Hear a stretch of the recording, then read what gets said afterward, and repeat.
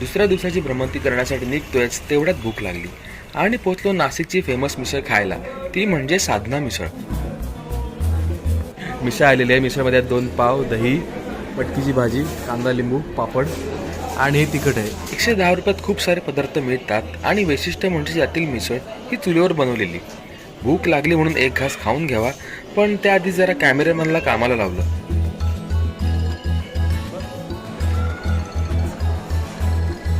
मिसळ चुलीवरची, तशीच आईस्क्रीम पण चुलीवरचीच, म्हणजे चुलीवर तापवलेल्या दुधाची.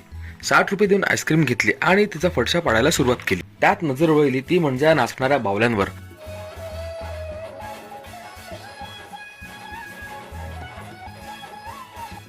लहान मुलांप्रमाणे आपणही VR चष्मा लावून मजा घेऊ म्हणून मी पण हट्ट केला आणि पाहता पाहता चक्कर आली. साधना मिसळ हे हॉटेल नव्हे तर एक प्रकारे छोटासा रिसॉर्टच.